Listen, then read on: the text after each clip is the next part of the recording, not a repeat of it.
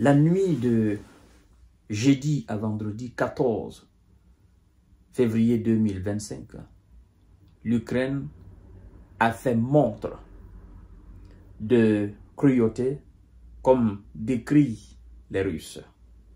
Oui. En fait, par ces actions, la Russie considère que l'Ukraine n'a pas envie de faire la paix. Qu'est-ce qui se passe?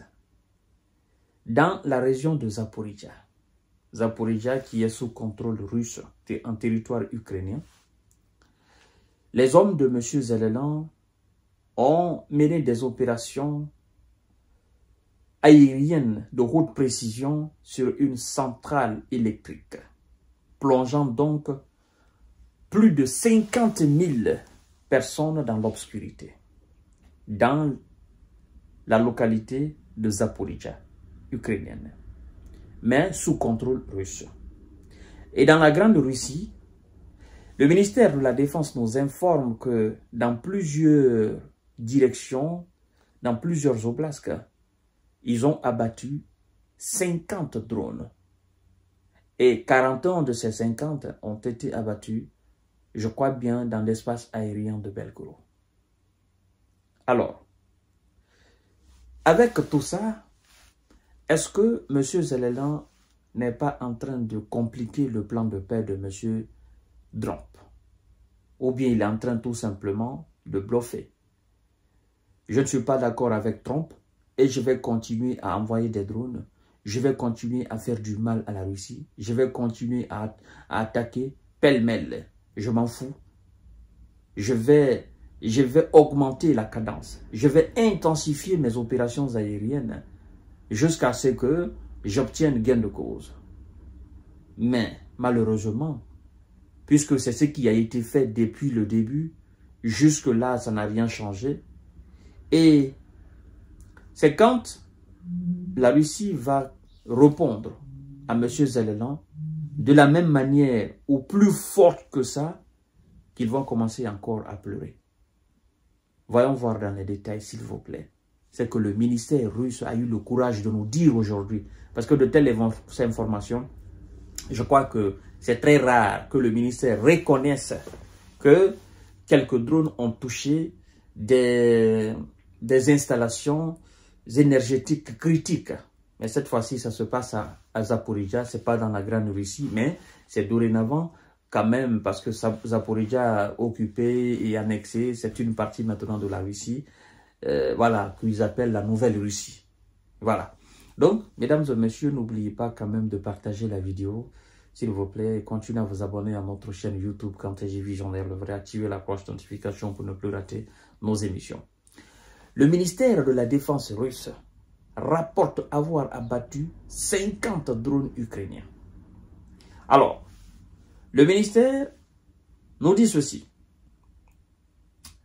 Ils ont descendu 50 drones de M. Zelensky dans différentes régions russes ces dernières heures, dont 41 au-dessus de l'oblast de Belgorod. Je ne me suis pas trompé. 41. En fait, l'oblast de Belgorod, c'est à la frontière ukrainienne. Cet oblast fait carrément frontière à l'Ukraine. Et donc, les Ukrainiens estiment que c'est à portée de main et à portée de leurs drones. Donc, il faut envoyer et faire plus de dégâts.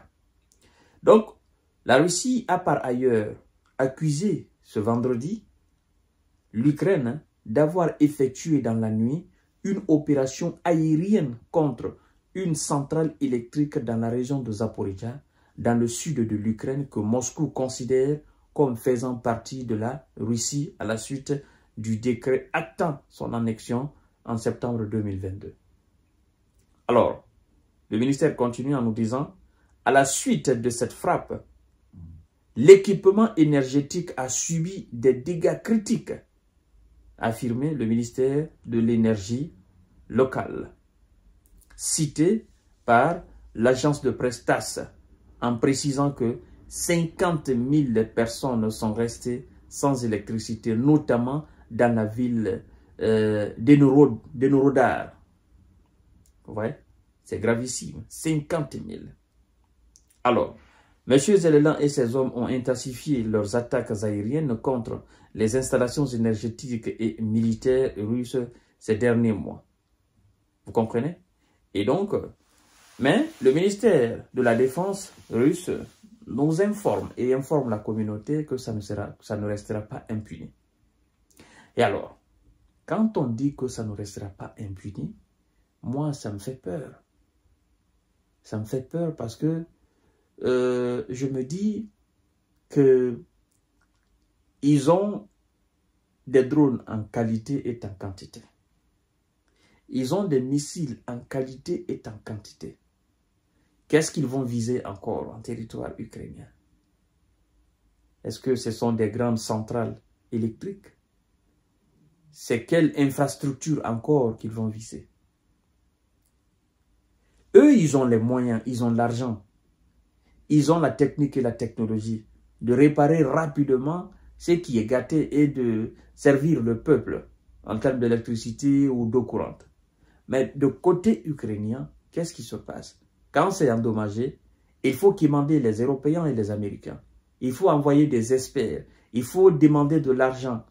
Il faut faire de la mendicité. Pendant ce temps, le peuple souffre. Le peuple est dans l'obscurité. Le peuple n'a pas l'eau courante. Je dois quand même vous rappeler que les opérations de la fois dernière, les opérations aériennes de la fois dernière de la Russie, ont fait que jusqu'à présent, il y a des gens qui n'ont pas d'électricité. En Ukraine, il y en a qui n'ont pas d'eau courante. Oui, ils se déplacent avec des bidons et des fûts pour aller prendre de l'eau. Jusqu'à présent. Donc, voilà un peu les conséquences des différentes actions de M. Zelensky. Et donc, je ne sais pas si la réplique de la Russie, ça se fera cet après-midi, si ça se fera la nuit, ou ça se fera même cette journée de vendredi, je ne sais pas. Tout compte fait, ils ont dit que ça ne restera pas impuni. Voilà, donc que M. Zelensky et ses potes se préparent et à la réponse de Vladimir Poutine. C'est aussi simple que ça.